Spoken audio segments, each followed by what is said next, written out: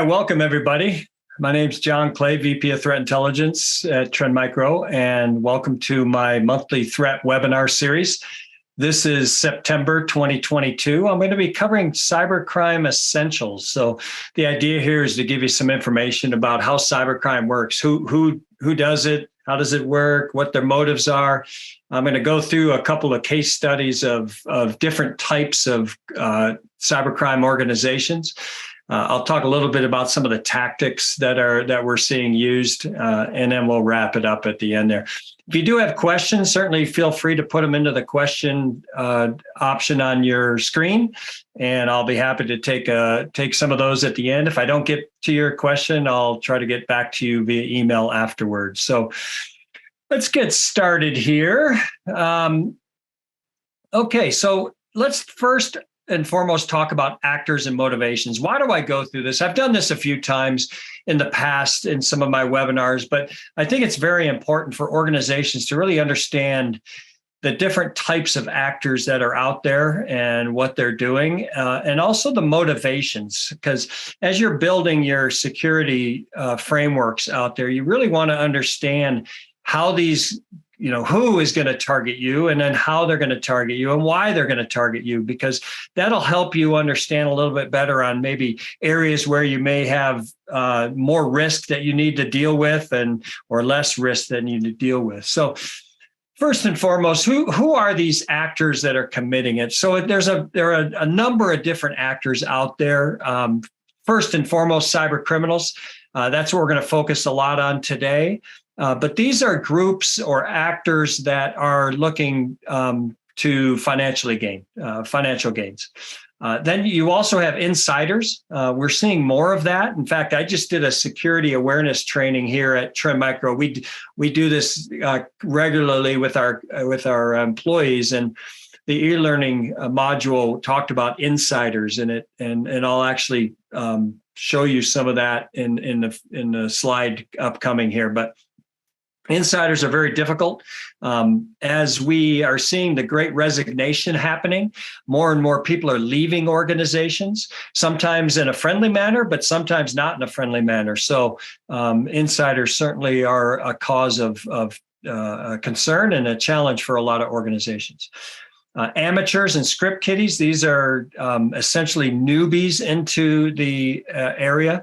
What my concern here in the near future is, as the world goes into a recession, that there's going to be a number of areas around the world where they just can't find jobs. People can't find jobs, or if they do find jobs, they aren't making much money. And so they may turn to cybercrime. Cybercrime is very profitable. So we're probably going to see more actors getting into this business, unfortunately, moving forward, especially as the world goes into more recessionary times. Competitive spies, certainly there are groups out there that focus on targeting competitors or obtaining information for businesses and selling it to them of their competitors. So, excuse me, that's another type of criminal act out there. Hacktivists, we saw hacktivists actually come out. Anonymous came out earlier this year in their support of the Ukraine against Russia as part of that conflict. We hadn't heard from Anonymous for quite some time, but hacktivists certainly do spring up at times, especially if you're in a government agency or if you're in an industry that may be more in the news about some of the practices or something. You may see hacktivists targeting your group. And then last is nation states. And nation states are always the ones who seem to get the biggest discussion point around how the sophistication of all these different actors. Certainly script kiddies, amateurs are at the low level, but nation states have always been at the high level. I'll talk a little bit about that later on, but certainly nation states are out there doing some damage. And frankly, we saw obviously cyber war happening with Russia targeting Ukraine and continuing to target Ukraine, targeting their critical infrastructure, targeting their news media outlets and so forth. So certainly nation states do have some capabilities, and very good capabilities in many cases. Let's shift now and talk a little bit about the motivations behind it. I mentioned espionage. Espionage is a big one, especially when you're talking about nation states. So again, depending on what your organization does, there may be secrets you have that a nation state or a competitor might want to get access to. You may have data that they want to get access to. So espionage is certainly up there as one of the motivations. Financial gain is probably the biggest motivator today of cybercrime and of the hacking that's happening out there. These actors want to gain money. They want to obtain profits. And certainly they do that very well. Some estimates are billions or even trillions. And I don't think it's trillions, but I do think we're probably talking multiple billions of losses. When it comes to the overall impact of cybercrime and hacking, certainly the costs could be upwards into the billions and there. So, but financial gain is definitely one of the biggest motivators. Disruption and destructive attacks. Again, this is where you may look at Russia, for example, right? Looking to disrupt, destroy a lot of the critical infrastructure in Ukraine. The attack that they committed against Ukraine years ago on the power plant is an example of a disruptive, destructive attack. Concern, obviously, is as we shift into this type of an area in the future, we're going to see more of these destructive types of attacks. Certainly, ransomware actors are looking to do disruptive attacks. Sometimes they turn into destructive attacks. If you don't pay the ransom, they may get upset with you and launch a wiper on your systems to wipe out the master boot record, and then you can't utilize those systems until you rebuild. And then the fourth one that isn't talked a lot about, and this is an area that I'm quite concerned about moving forward, is an educational motive. So think about the idea where a nation state, for example, or a hacktivist group is looking to get access into an OT network and to just learn, what can I do in this? Can I access this network? What can I access on this network? Can I get on this SCADA device? Can I turn on the device, turn off the device? Can I make a change in the setting? And doing this in a way that it isn't destructive, it isn't a financially gain. All they're doing is education. And then what they end up doing there is then they will leave, right? And wipe out their tracks, wipe out any trace information that they had been there. And that's where I think we may have been seeing some of these happening over the last several years. And a lot of organizations may not even realize that they had been attacked and had been seen. A lot of their systems had been accessed, but then they've been wiped, and the tracks have been wiped out, and they're gone now at this point. They may drop a backdoor for future access, and we'll talk a little bit about that. So these are 4 different motivations that I see most regularly when these actors look. So again, if you're thinking as a criminal, as you're looking at your network and your data, you might want to think about, which one of these could happen, or multiple ones that could happen to you, and then obviously plan on how you can disrupt their activities against you. We look at the threat landscape evolution. You can see here, I started this in 2001, and we're now up to 2021. But the basic thing of why I put this slide in here is just to show you that these actors are constantly changing their tactics. They're changing what they're targeting, how they're targeting. So, in the old days, you saw worms and vulnerabilities, and then spam, spyware, botnets, web threats, mobile attacks. So obviously they're constantly looking at the attack surface. They're also constantly looking at new technology that comes out that organizations will adopt, and they look for weaknesses in those, the gaps and ways that they can exploit those new technologies. And the challenge that a lot of businesses have is that, again, it's new technology. I don't know it very well, so I end up having mistakes made, implementing incorrectly, configuring incorrectly, something like that. And so that causes challenges. And then you can see up towards the last couple of years, supply chain attacks and multiple extortion attacks seem to be dominating a lot of what we're seeing today, especially in the multiple extortion attacks, where most ransomware gangs today, before they drop ransomware, they will exfiltrate critical data from you so that they have a secondary extortion option against you. Now, let's shift here, and I want to go through the attack stages. So this is a typical attack life cycle that happens. So when whether it's a financially motivated group, or it's a hacktivism group, they're going to kind of follow the same pattern that you see when they attack an organization. So the first step is intelligence gathering. So there's a lot of information out there that businesses have about themselves online, as well as their employees online. And they will do a lot of open source intelligence gathering about their subject, about their victims. So even before they even launch the attack, they're going to know who they want to target. And again, that can be who as the business themselves, but also who within the business they want to target as part of the attack. They're going to know why, again, the motivation, why am I going to target this organization? When I want to target them, where do I want to target them, how do I want to target them? All of that information is going to be done up front.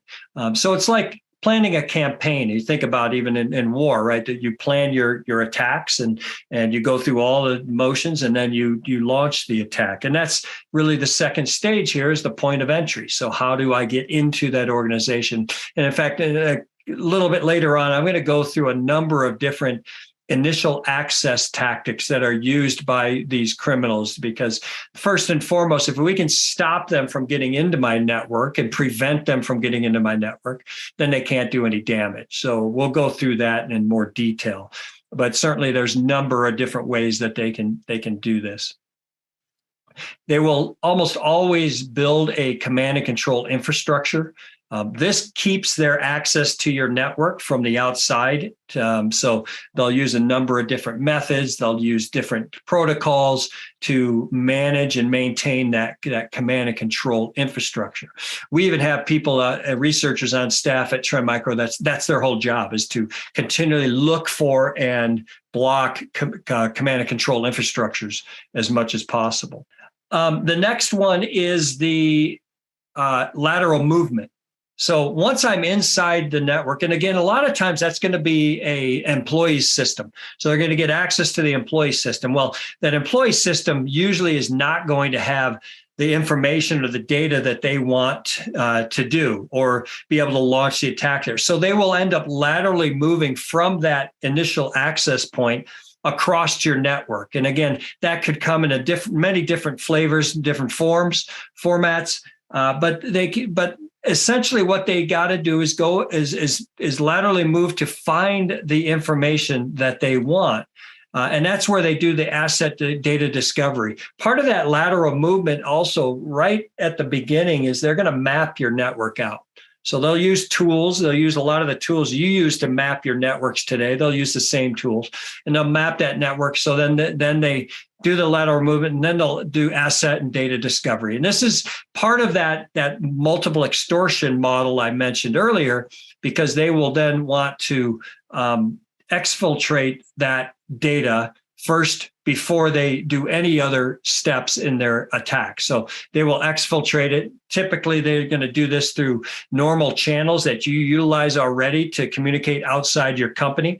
And they'll encrypt all the data, and they'll trickle it out. They won't dump it in a single batch. They'll trickle it out in small little chunks so that hopefully it stays under the radar. And then there's a seventh stage that isn't often mentioned, which is a maintenance stage. And this is where a lot of these threat actor groups will maintain that presence. So I mentioned the command and control infrastructure. They may get rid of the command and control infrastructure for the majority of their once they're done with their attack, but they may maintain some access through backdoors or some type of malware running on some of these systems, because they want to get back into your network at some point in time. And so that maintenance phase is also part of the maintenance phase is wiping out the traces and the tracks that they had done before, so that you don't realize, or maybe you don't see them in those different areas of your business that they were in. So certainly the maintenance phase is a stage that has to be uncovered as well as an organization. Now let's shift a little bit here. And I want to talk about some different types of cyber criminal businesses. This first one is a group that had a business called Scan for You. It was we call a CAV, which is counter antivirus, or counter AV business, which essentially meant that what they performed, they had services that they offered. You can see the org chart of the group here. They had customer support. They had somebody managing the technical infrastructure. They had resellers. So they had a business where they actually sold the ability to scan malware against all the major vendors' products, so that it would, to see if would be detected or not. And then they would make some changes to the malware, and they would rerun the scan to make sure that at some point your security vendor's product would not detect that piece of malware. So this was a business that they ran. You can see there's two people, Garrick and Borland, on the left-hand side. They were the main people inside this group. They actually had an affiliate called Eva Pharmacy. You can see some of their revenues that we saw, $14,000, $12,000, $13,000 a month they were making as part of this service. Some of their strategy was to build out the reseller and affiliate part of their business. So they would try to get more business by utilizing affiliates and resellers as part of their business. They were involved with some of the other businesses I mentioned. Eva Pharmacy was one of their companies that they were affiliated with, and that brought business to them. They also did some banking Trojans and carding malware as part of their business as well. But this is kind of an example of a small business. So there was just a few people that built it out. They obviously utilized resellers and affiliates to grow their business as part of that. But this was really an example of a small business. And one of the things you'll notice with the smaller cyber criminal groups, they tend to be specializations. They specialized in certain areas. So like this one specialized in services sold in the underground market for counter AV. So if I'm a bigger group and I want to launch an attack, I develop some malware, I then run it against their check to make sure it wasn't synced. So they offered those services in the underground. Now, here's an example of another one. This is a MaxiDead, which was a bulletproof hosting service. We've actually published a number of research papers on bulletproof hosting. You go to trendmicro.com and our research area, you can do a search on bulletproof hosting. We've got a lot of research papers that we've published about this. Good news here, the Dutch National Police took this group down, but when you look at their corporate strategy and outlook, you see there was a number of things that this organization did. They had customers, they had a marketplace, they had merchants, they had upstream hosting providers that they worked with to. And if you're not familiar with bulletproof hosting, essentially what that means is that command and control infrastructure I mentioned earlier has to reside somewhere on the internet. And in many cases, they what these criminal groups do is they find a hosting vendor who doesn't take their stuff down, doesn't work well with law enforcement. They'll keep their stuff hidden. So they work with these these are what we call bulletproof hosting, because bulletproof from the perspective is that law enforcement has a very difficult time working and getting access to these hosters.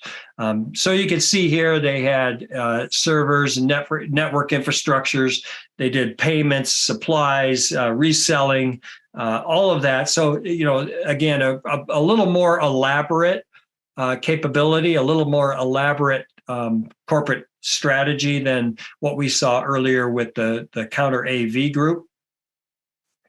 You can see here they had a number of the org chart. It looks a little less like what the other one, but it was a bigger organization. So you can see they had administrators and they worked with a number of different groups. Ded is the leader of the organization. But you can see here, and you look at some of the profits that they made.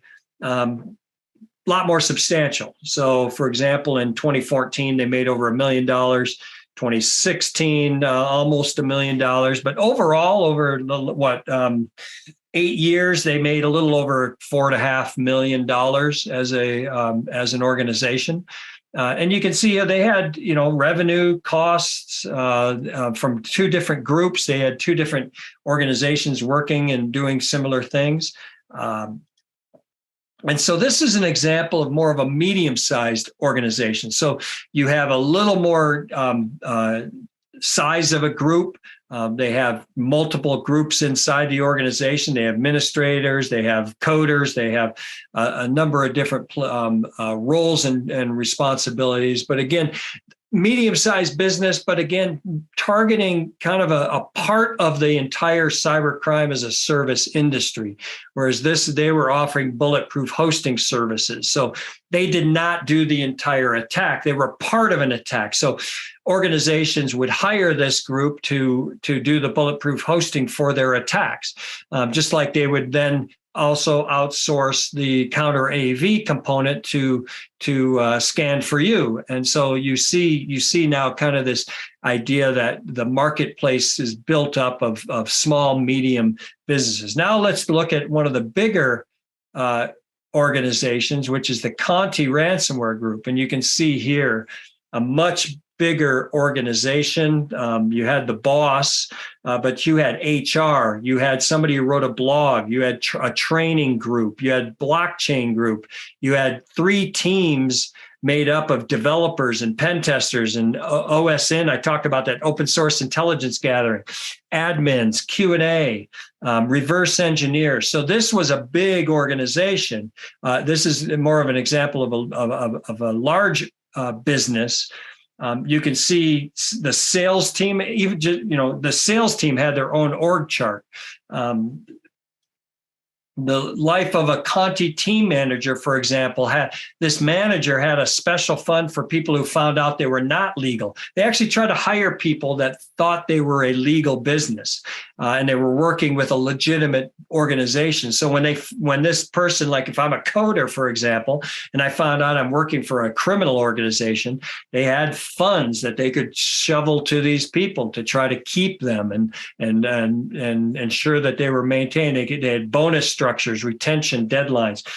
They also discussed issues with underperforming employees. So they asked for reports on hours worked on certain projects and offered to help find bottlenecks and optimize. So just like you in your organization, you have managers and you have workers, and you probably get together and talk about your projects and what's working, what isn't working, how can I help?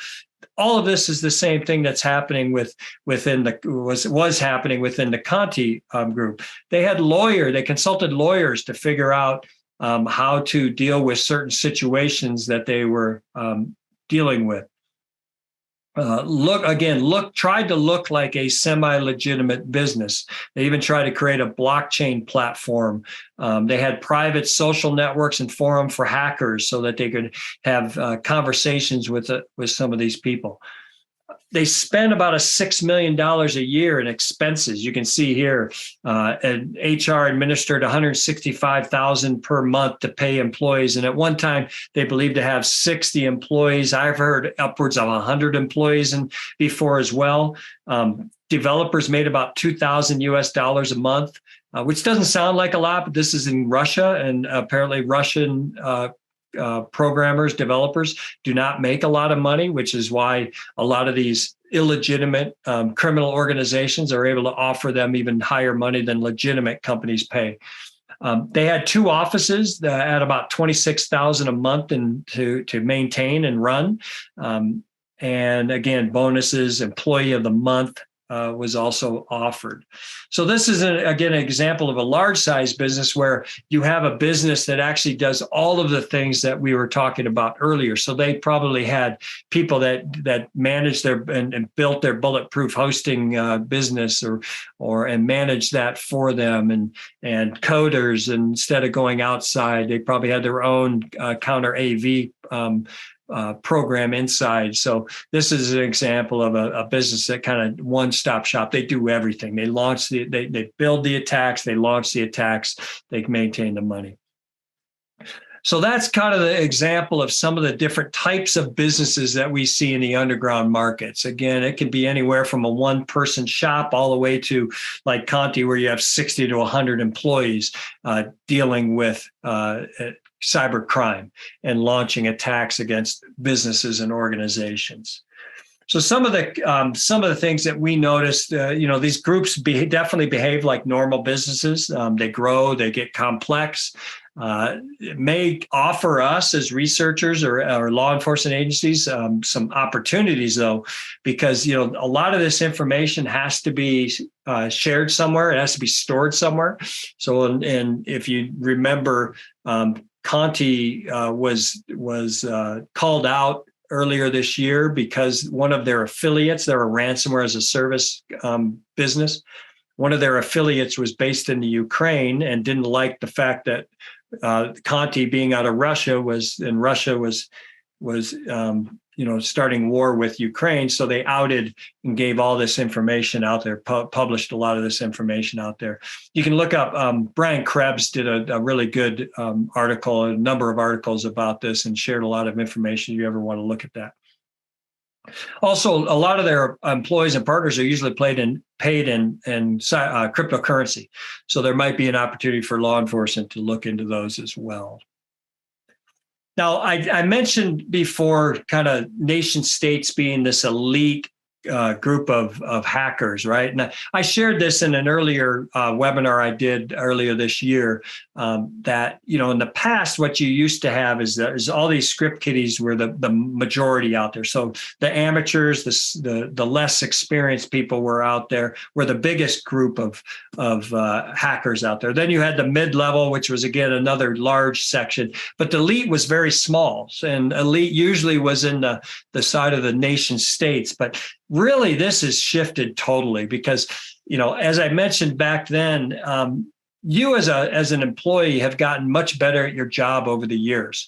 Some of these hackers have been doing it for years and years and years, and they've gotten much better at it. The criminal underground, especially in the Russian criminal underground has been existed for years and years, and they've gotten much better. A lot more specialization is happening in these underground markets as well, as you saw with a CAV service, a bulletproof hosting service. We're seeing access as a service groups coming on now. You've got ransomware as a service group. So this whole cybercrime as a service industry is getting much more specialized. So the elite hacker or elite criminal is actually now becoming some of the predominant people out there, which obviously what that means is that you as an organization are now dealing with very good cyber criminals.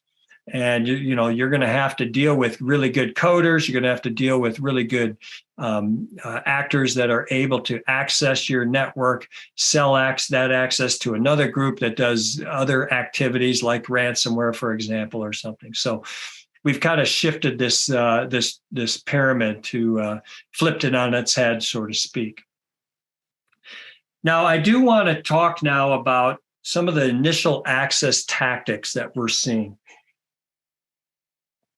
And again, the intent here is you're going to be targeted by cyber criminal groups or hacktivist groups or whatever it might be, right?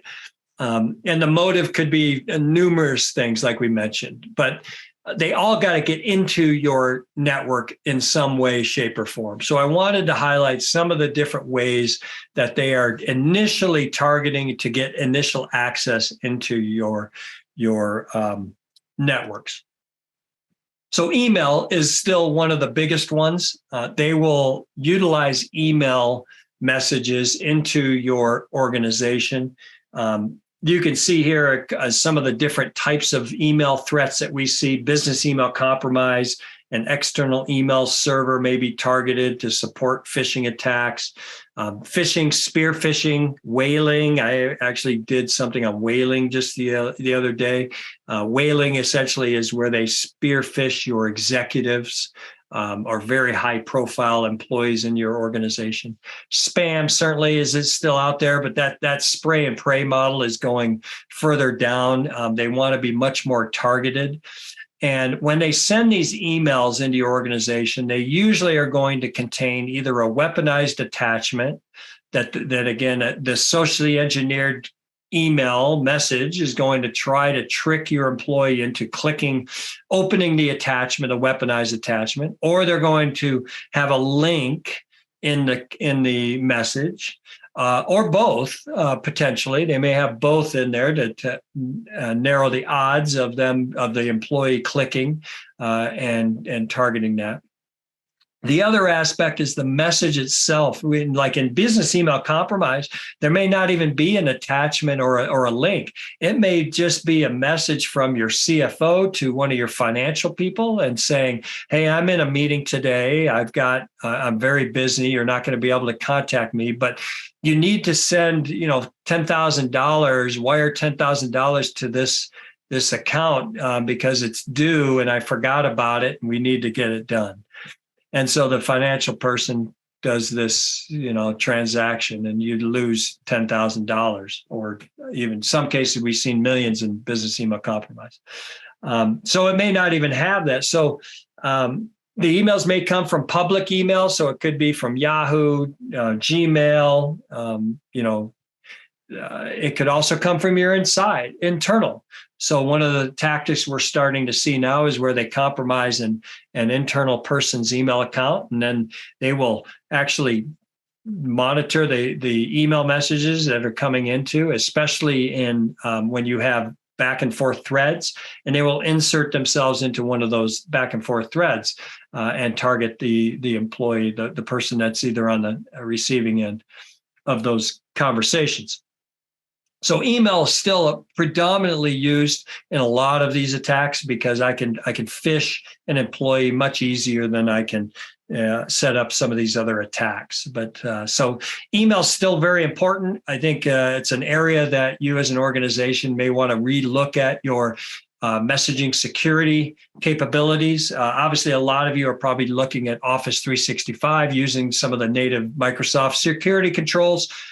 We've seen evidence of a number of customers that have utilized some of our services where a lot of stuff is getting through those native controls. So you may want to look at some of the capabilities and some of the third parties that are out there and augment what you're getting from Microsoft.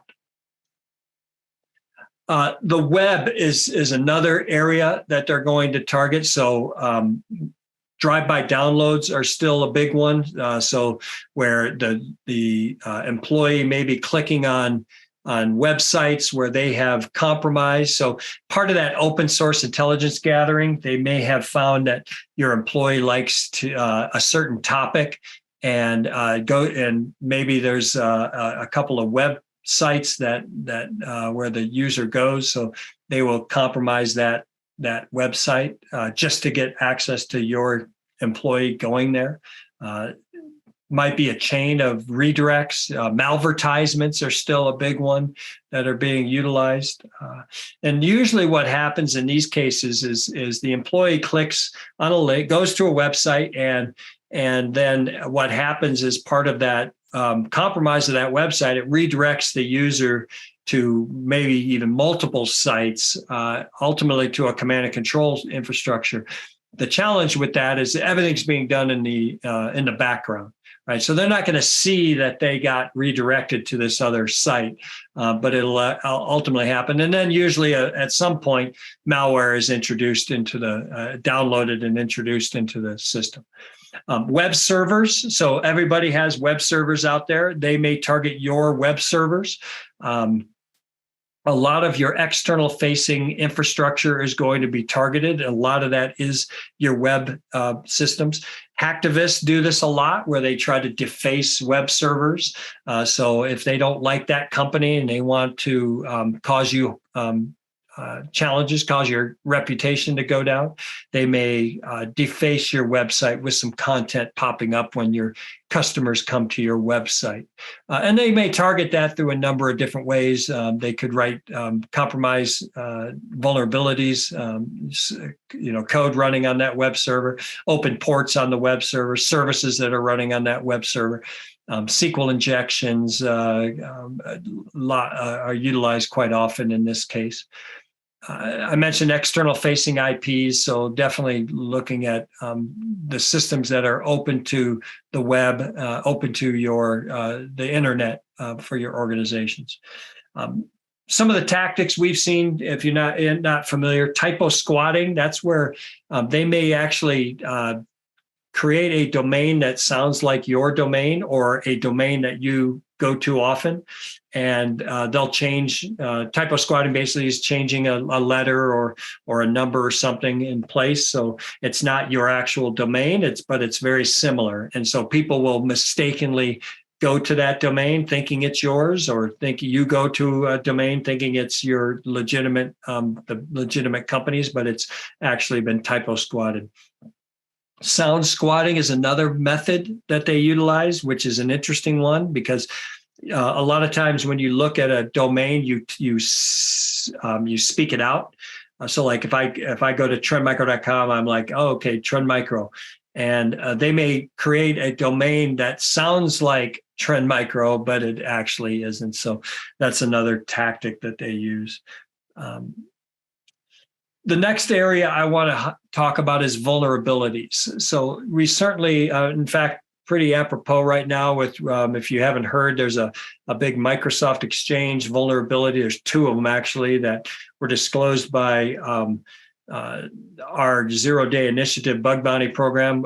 A company submitted 2 bugs to us, and we then have been working with Microsoft to deal with those bugs. But supposedly we're seeing those in the wild now being exploited.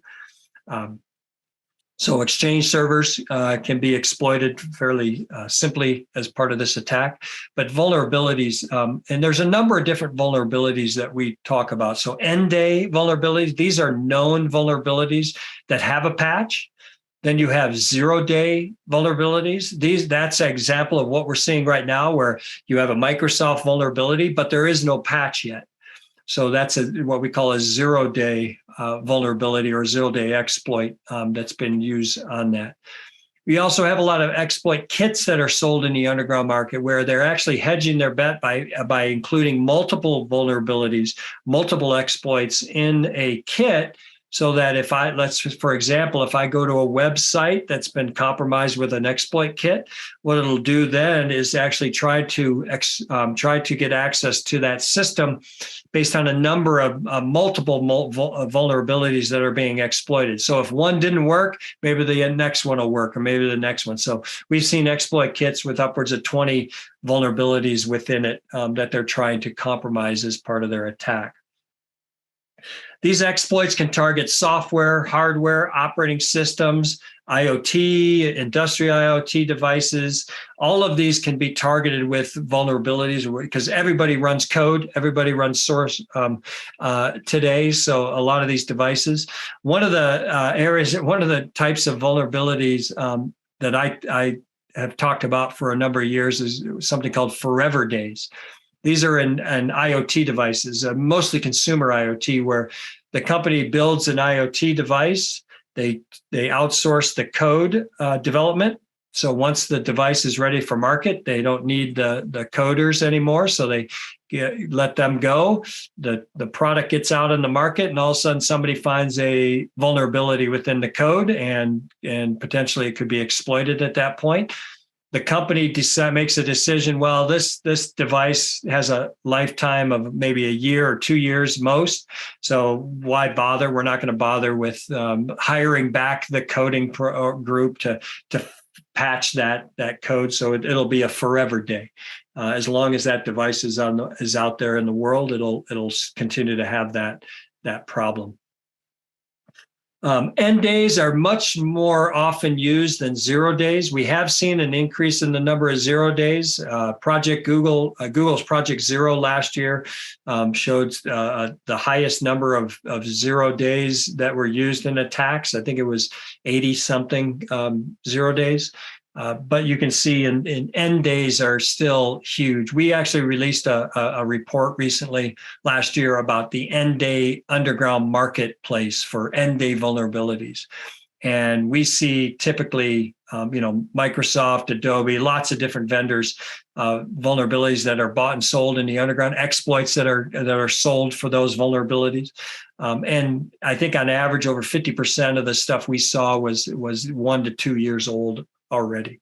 So end days definitely are going to be the bigger problem for most organizations. And again, often used against external facing IPs and cloud systems today. So certainly a patch management program that you have, if you have one, hopefully.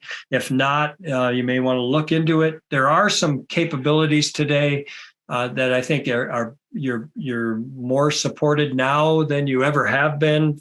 For example, the CISA KEV, which is Known Exploitable Vulnerability Catalog that they're publishing.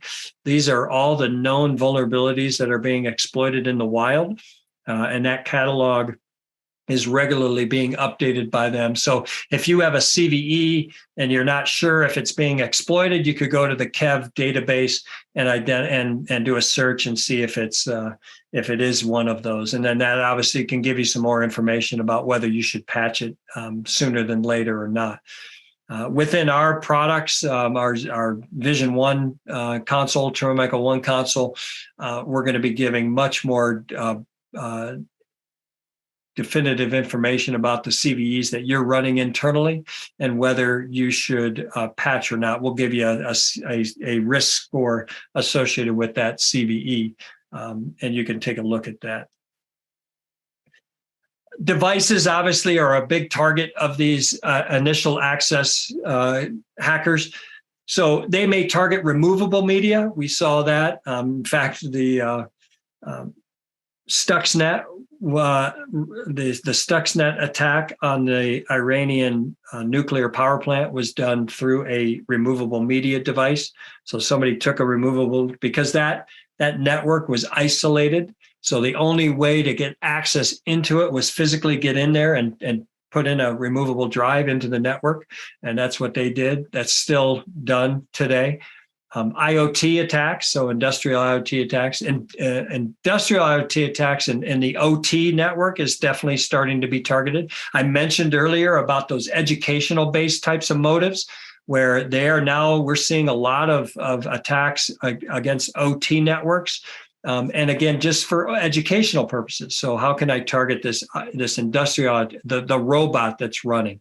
How can I target, some of the devices that you're running inside the organization? A lot of them, especially in manufacturing plants, this is going to be a critical area that needs to be looked at in the future.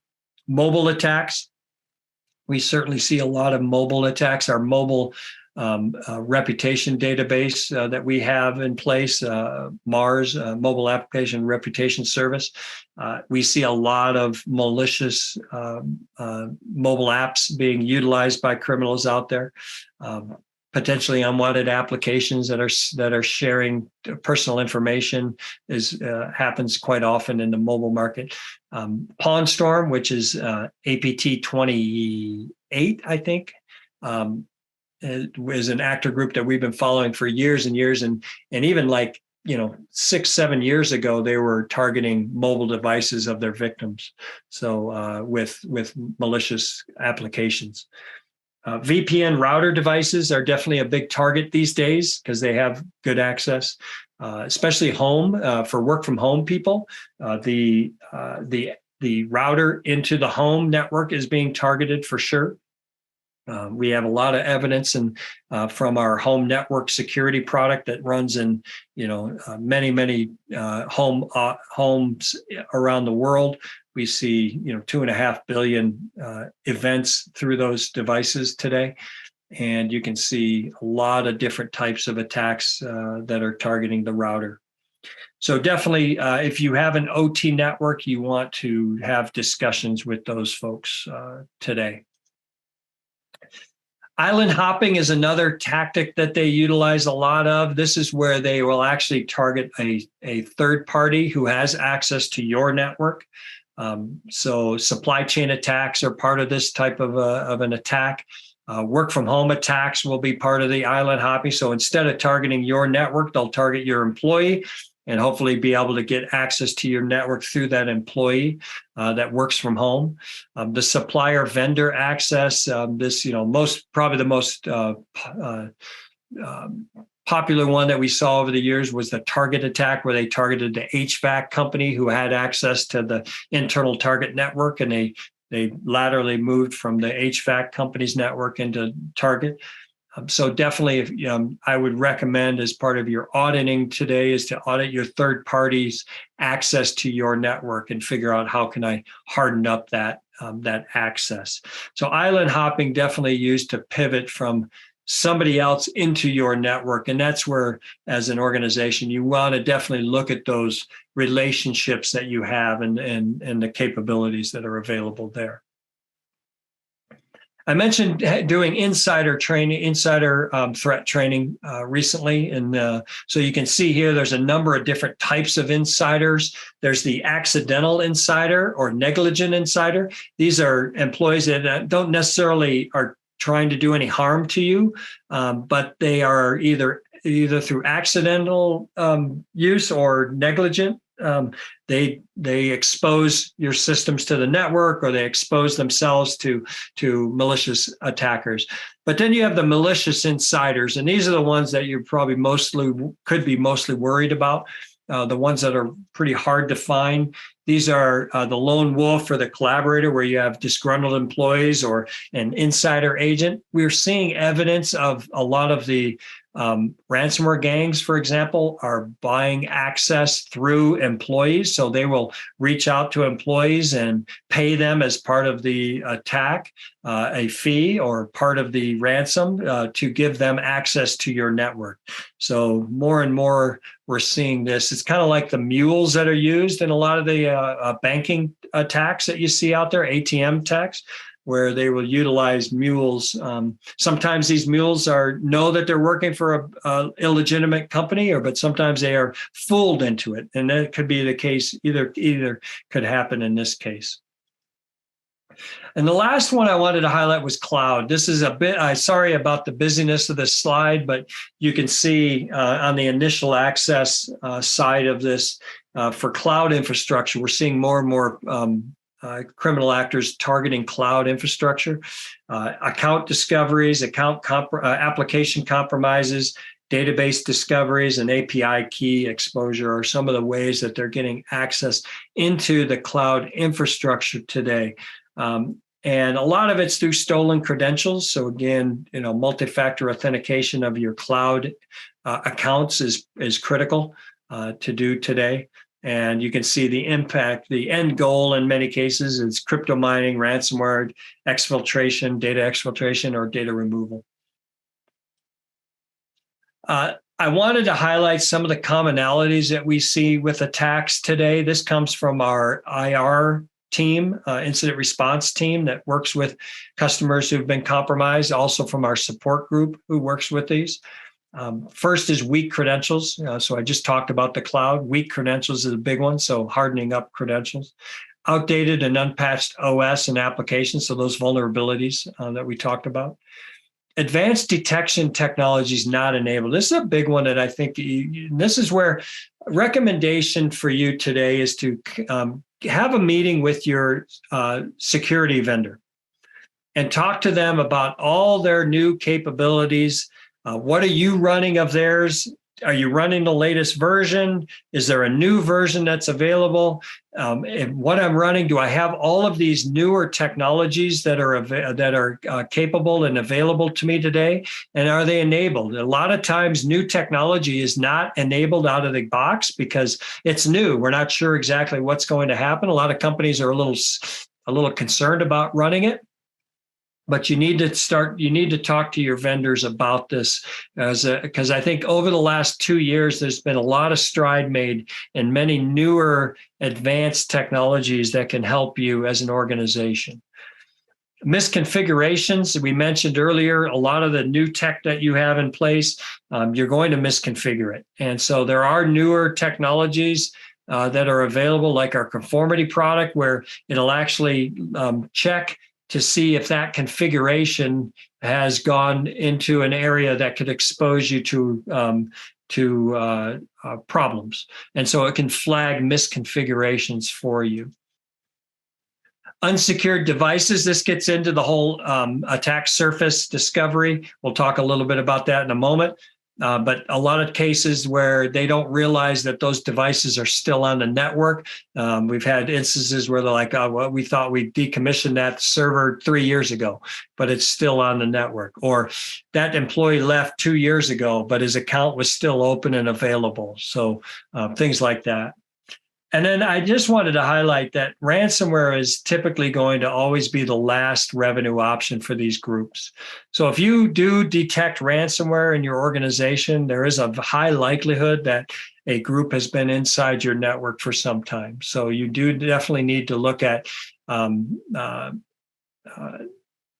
identifying root cause and identifying and rooting out the actors from your network that may have been in there for quite some time. So detection and response is key. So let's look at as we get to the end here, I want to talk a little bit about defense strategies. And a newer area that a lot of organizations need to start looking at is attack surface management. This is a critical area that companies are dealing with today. We did a survey recently where a lot of companies are very concerned with their attack surface, that it's growing uncontrollably. It's too big already. New technology that comes in adds to that attack surface on a regular basis. So you can see here all the different areas that organizations have to deal with with attack surface. And so the first, and this is really, there's 3 steps that you want to take as part of this. First is discover your attack surface. So a lot of companies, if you can't see it, you can't protect it, right? So how can I build out more capability to identify all of my assets on my network? And this is not just all the devices, it's also your accounts. So there's a lot of different factors that go into attack surface discovery. And this also goes to external attack surface and your internal attack surface. So you want to build out capabilities that can give you that information. Once you have that information about what is on your network, then you want to start assessing your risk. And this is where you're going to assess risk vectors, status of vulnerabilities, configuration, security controls, types of attack activity, where it can start building and assessing your risk of those devices and accounts that you have inside your organization. So that's the second step. So I've discovered it. Now I want to assess it. And that assessment can even give you scores that tell you, hey, is this a high risk, low risk, medium risk? And then that can give you the next action, which is to mitigate that risk. So once you identify and assess that risk, then you got to start thinking about what mitigation capabilities do I have available to me today? And there may be areas where you don't have anything, and that's where you may have to think about looking at some new technology or some capabilities in that area. But overall, and this whole process, has to be continuous, because what was available, assessed, last week, it may be vulnerable this week. So a prime example is this Exchange. Your Exchange server may have been hardened up perfectly last week.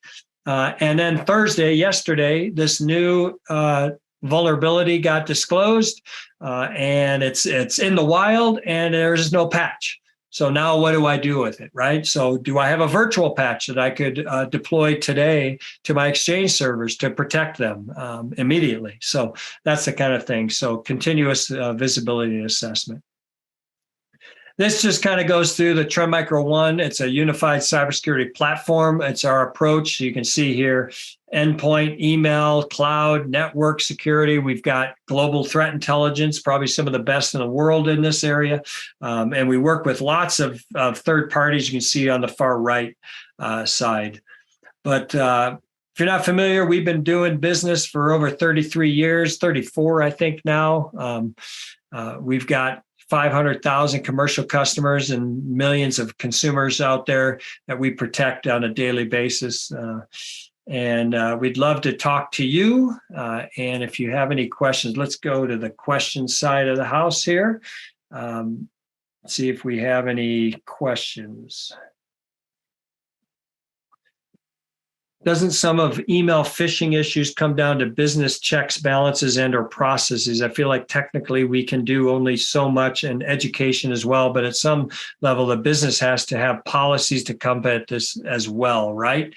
Yeah, for sure. I mean, certainly, risk is always about people, process, and technology. And you have to marry all three of those together to make sure that you're fully effective and fully protected against it. So, I got to tell you, these criminals are getting very, very good at developing socially engineered attacks that work. If I go to your LinkedIn account and get information about you, I go to your Twitter account and get more information about you, maybe your Facebook account to get even more information. I'm going to know a lot about you as an individual, and I can put together a pretty convincing socially engineered attack against you or your friends, or colleagues, so to speak. So certainly that is a challenge that a business is going to have to deal with. So that's why we talk about on the people side, security awareness training, phishing simulation training, right? Process. You got to make sure you have the process in place. Do you have the capability for an employee to easily share a suspicious email with your IT group before they do anything, and so that the security team can identify, is this good or bad? If it gets through and then technology, because you don't want those to even get through in the first place. And that's where as I mentioned before, Microsoft does a really good job. But I mean, we had one company where we had over millions of spam and phishing emails were getting through. So they don't do as good a job as companies need. So augmenting with some other security controls may be the idea, or maybe the ticket there. So hopefully that helps. So we have a hard time selling the need for all of this training, assessment. Any ideas how to help? Yeah, Todd, that's a great question. And I think especially as we're starting to go into recessionary times, companies are going to have to start tightening up their spending. And that's where we're going to start seeing some real challenges for a lot of companies. And so obviously this is something that you have to talk to hopefully you have a CISO, and that CISO can talk to the board or talk to the CEO and implore some of the reasons why. I think as a lot of our company customers are starting to use our risk insights, which is in our Vision 1, which actually gives you a risk score.